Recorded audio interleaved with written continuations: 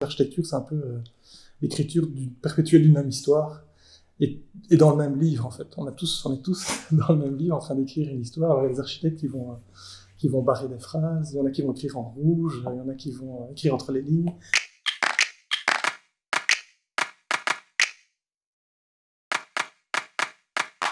Je m'appelle Laure Bertrand, je suis née le 21 juillet 1978 à Charleroi et je suis architecte. Pascal Rayet, je suis ingénieur architecte, né le 3 février 1974 à Namur. Je m'appelle Serge Lantmeters, je suis né en 1975 à Berchem-Saint-Agathe et je suis architecte.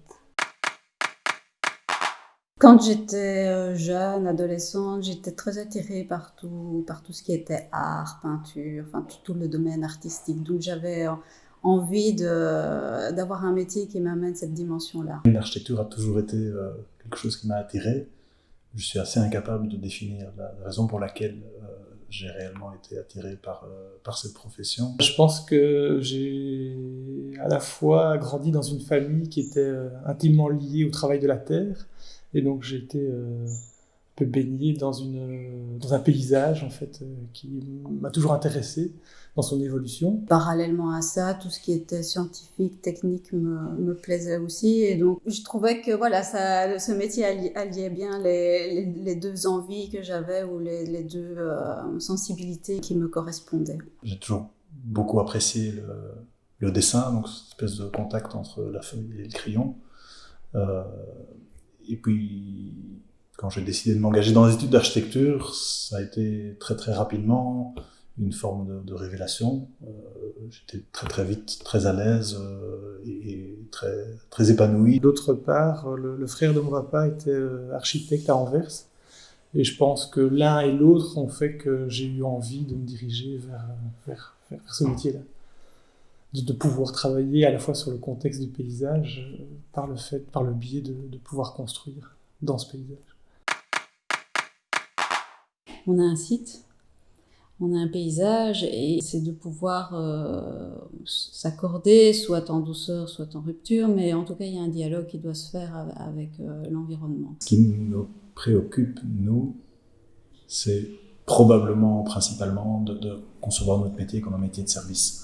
Si on fait un peu l'analogie, je trouve, à l'écriture, l'architecture, c'est un peu l'écriture perpétuelle d'une même histoire et dans le même livre, en fait. On est tous dans le même livre en train d'écrire une histoire. Alors, il y a les architectes qui vont barrer des phrases, il y en a qui vont écrire en rouge, il y en a qui vont écrire entre les lignes, il y en a qui vont déchirer les pages. On essaye, de notre point de vue, de faire des projets qui ont une réponse par rapport à un contexte.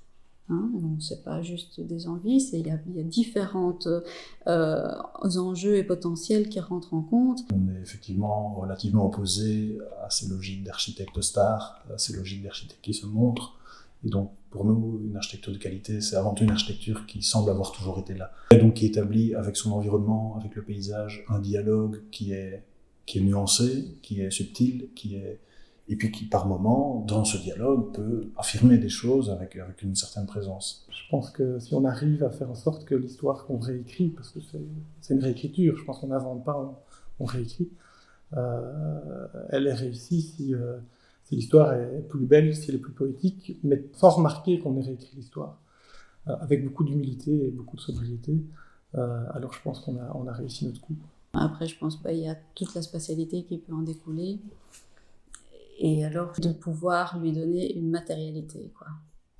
Et donc toute cette recherche de matérialité, de détail, c'est aussi un enjeu qui me plaît. Et là on va, en fait on part vraiment du macro et puis on va de plus en plus en finesse dans le projet. Donc c'est toute cette continuité-là qui est, à mon sens, une continuité aboutie et qualitative. La manière dont on affirme ce dialogue est en partie liée à la programmation, à la manière dont ce que cette architecture est censée englober doit s'exprimer autour d'elle. Évidemment, un bâtiment public, un musée, n'est pas une annexe ou une extension de maison. Je pense que c'est ça la de faire les choses en discrétion, inscrites dans le paysage. Alors, c'est sûr qu'on a toujours été beaucoup plus confronté au paysage rural qu'au paysage urbain, mais je pense que c'est deux paysages à part entière avec leur identité, leurs caractéristiques. Et on peut, je pense, avoir ce regard aussi bien sur le rural que sur l'urbain.